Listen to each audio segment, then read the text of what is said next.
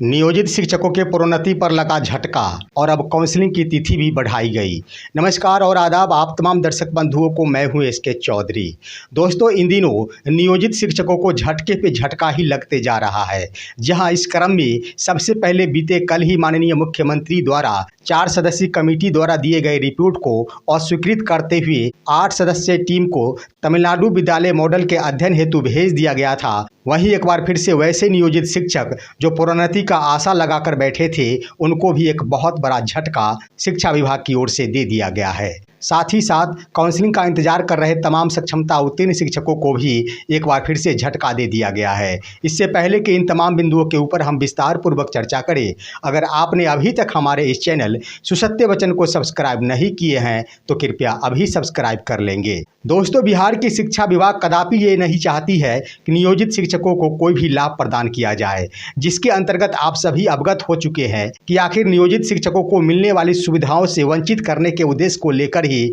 सक्षमता परीक्षा का आयोजन किया गया था और विशिष्ट शिक्षक पद का निर्माण किया गया था, जिसके तहत शिक्षकों को न कोई प्रोन्नति देने का झंझट रह सके और न ही किसी भी प्रकार का बकाया राशि का भुगतान किया जा सके। इन्हीं तमाम बिंदुओं को देखते हुए एक नया पद विशिष्ट शिक्षक पद क्रिएट किया गया था, जिसमें सभी शिक्षकों को परिवर्तित करने का लक्ष्य निर्धारित किया गया था और इसके एवज में सक्षमता परीक्षा देना तमाम शिक्षकों के लिए अनिवार्य बनाया गया था। परंतु सक्षमता परीक्षा उत्तीर्णता के बाद भी अब शिक्षकों को झटके पे झटका दिया जा रहा है। जहां ढेर सारे शिक्षक विशिष्ट शिक्षक बनने के लिए आशा लगाकर बैठे थे, अब एक बार फिर से विशिष्ट शिक्षक बनने की आशा पर पानी फिरते नजर आ रहा है, क्योंकि माननीय मुख्यमंत्री द्वारा शिक्षकों के स्थानांतरण एवं तबादला नीति का निर्धारण एक बार फिर से किया जाएगा। वहीं दोस्तों, ढेर सारे सक्षमता उत्तीर्ण शिक्षक और इसके साथ साथ वैसे नियोजित शिक्षक जो सक्षमता परीक्षा में भाग नहीं लिए थे, वे सभी के सभी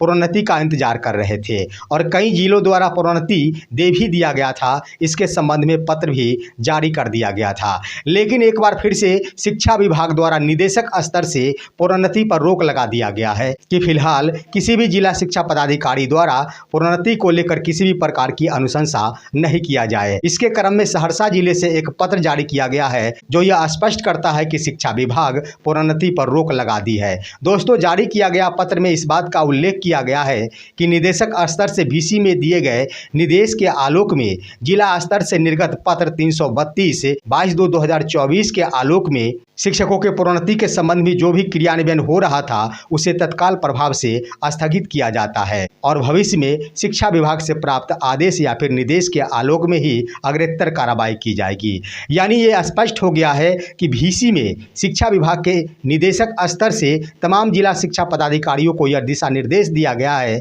कि किसी भी सूरत में शिक्षकों के प्रोन्नति संबंधी अनुशंसाएं नहीं की जाए, क्योंकि अगर अनुशंसा कर दी जाती है उसके बाद शिक्षकों को प्रोन्नति का लाभ मिल जाएगा और प्रोन्नति का लाभ मिलते ही विशिष्ट शिक्षक बनने की स्थिति में उन्हें ज़्यादा वेतनमान फिक्स हो जाएगा। और शिक्षा विभाग यही चाहती थी कि सरकार को ज़्यादा से ज़्यादा पैसों की बचत हो, उन्हें ज़्यादा से ज़्यादा राशि शिक्षकों के वेतन के मद में नहीं देना पड़े। इन्हीं बिंदुओं को देखते हुए आखिरी तौर पर यह कहा जा सकता है कि निदेशक स्तर से वीडियो कॉन्फ्रेंसिंग के माध्यम से बिहार के तमाम जिला शिक्षा पदाधिकारियों को यह आदेश दिया गया है कि किसी भी सूरत में नियोजित शिक्षकों के प्रोन्नति संबंधी अनुशंसाएं नहीं किया जाए और ना ही कोई पत्र जारी किया जाए। तो साथियों, इस पत्र से यह स्पष्ट हो रहा है कि शिक्षकों को जहां अधिकार था, उनके नियमावली में इस बात का प्रावधान है कि 12 वर्षों की संतोषजनक सेवा हो जाने के बाद उन्हें कालबद्ध प्रोन्नति दिया जाएगा। 8 वर्षों की सेवा हो जाने के बाद उन्हें स्नातक ग्रेड में प्रोन्नति दिया जाएगा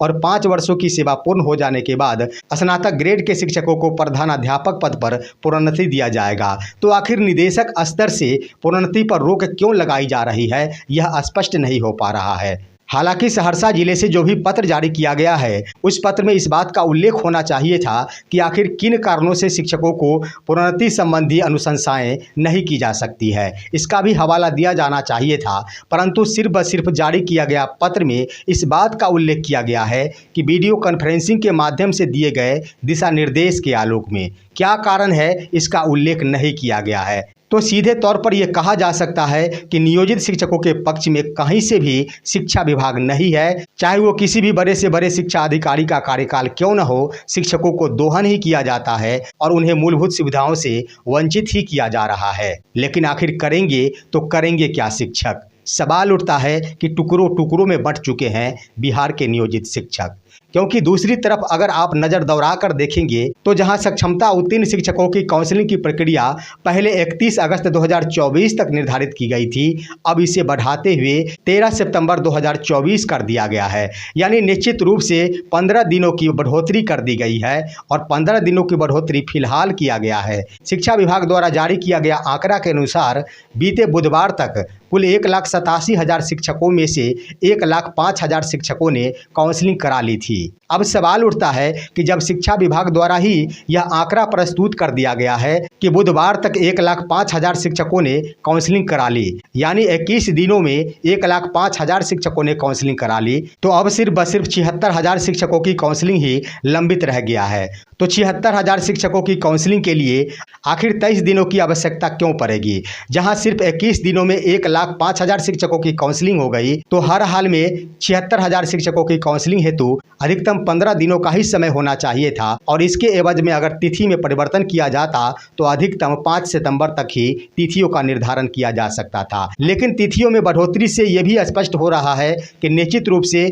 शिक्षकों के काउंसलिंग की प्रक्रिया को टालने की नीति अपनाई जा रही है और कहीं न कहीं शिक्षकों को अभी लंबे दिनों तक राज्यकर्मी बनने का इंतजार करना होगा और अपने ट्रांसफर या फिर पदस्थापन को लेकर निगाहें लगाकर बैठना होगा। कहीं से भी सरकार और शिक्षा विभाग की ओर से नियोजित शिक्षकों के पक्ष में कोई भी सीधा रास्ता दिखाई नहीं दे रहा है। वहीं दोस्तों, शिक्षक बहाली की बातें कर ली जाए तो इसमें भी सरकार और शिक्षा विभाग द्वारा ताल मटोल की नीति अपनाई जा रही है। चाहे वो बीपीएससी टीआरई 3 की बहाली की प्रक्रिया हो या फिर प्रधान शिक्षक या फिर प्रधान अध्यापक बहाली की प्रक्रिया हो। सवाल उठता है कि पहले जहां यह संदेश दिया गया था कि 15 अगस्त 2024 के आसपास निश्चित रूप से प्रधान शिक्षक एवं प्रधान अध्यापक शिक्षकों के परीक्षा का रिजल्ट जारी कर दिया जाएगा, लेकिन 22 अगस्त बीत जाने के बाद भी अभी तक आंसर की भी जारी नहीं किया गया है। यह स्पष्ट दर्शा रहा है कि प्रधानाध्यापक एवं प्रधान शिक्षक की बहाली की प्रक्रिया भी टाली जा रही है और इसे आगे की ओर बढ़ाया जा रहा है। वहीं दोस्तों, बीपीएससी टीआरई 3 के बारे में अगर बातें की जाए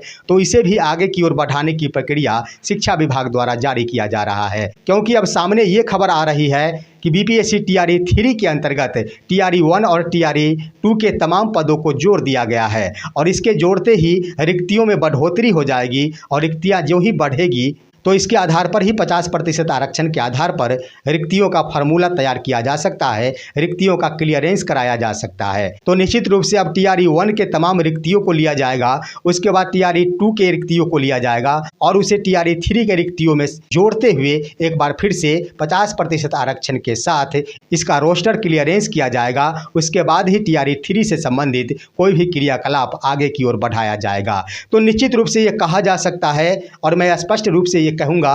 कि शिक्षा विभाग से जुड़े तमाम क्रियाकलाप सिर्फ व सिर्फ चुनावी मुद्दा से ही जोड़ दिया गया है। तमाम क्रियाकलापों का क्रियान्वयन चुनावी आसार को देखते हुए ही किया जा रहा है। आखिर जो भी नीति अपनाई गई थी, जो भी बहाली की प्रक्रिया आनन फानन में शुरू की गई थी और जितनी जल्दीबाजी में परीक्षाओं का आयोजन किया गया था, वह इस नीति को देखते हुए कि जिस तरह से 3 राज्यों में विधानसभा के चुनाव हो रहे हैं, उसी तरह बिहार में भी मध्यावधि चुनाव हो जाए तो तमाम प्रकार की बहाली कर ली जाएगी और इससे वर्तमान सरकार को राजनीतिक लाभ प्राप्त होगा। लेकिन बिहार में मध्यावधि विधानसभा चुनाव नहीं हुआ, जिसका पूरा असर बिहार के तमाम नियोजित शिक्षकों के साथ साथ शिक्षक अभ्यर्थियों पर भी पड़ते दिखते नजर आ रहा है। फिलहाल आज की खबर बस इतना ही। आप सभी हमारे इस वीडियो को लाइक करते हुए तमाम दोस्तों के पास शेयर कीजिए और अब दीजिए अपने ही दोस्त एसके चौधरी को इजाज़त। जय हिंद, जय भारत।